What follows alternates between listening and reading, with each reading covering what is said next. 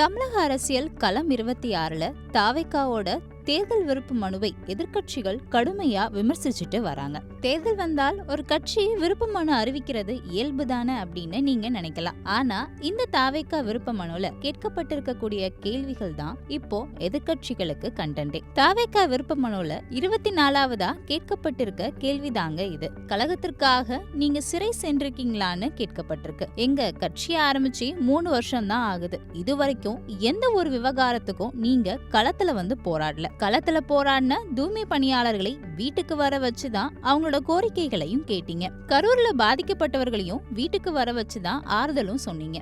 இது போக பல விவகாரங்களுக்கு எக்ஸ் தளத்துல தான் நீங்க கண்டனங்களும் எதிர்ப்பும் தெரிவிச்சிருக்கீங்க. இப்படி இருக்க உங்க தொண்டன் மட்டும் களத்துல போராடி சிறை சென்றிருப்பான் அப்படின்னு நீங்க எப்படிங்க நினைக்கிறீங்க மிஸ்டர் விஜய்னு விமர்சிக்கிறாங்க.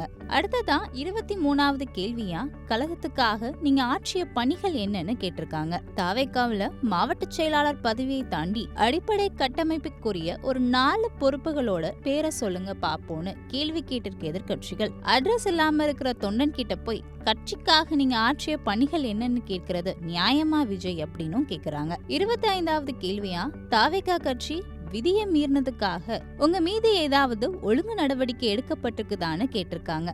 நீங்க பிரச்சாரத்துக்கு வரும்போது உங்க தொண்டர்கள் மரத்து மேலையும் சுவற்றின் மேலையும் ஏறினதுக்கும் பொதுமக்களுக்கு இடையூறு பண்ணதுக்கும் உங்க கட்சி மேலதாங்க ஒழுங்கு நடவடிக்கை எடுக்கணும்னு எதிர்க்கட்சிகள் கடுமையா விமர்சிச்சுட்டு இருக்காங்க.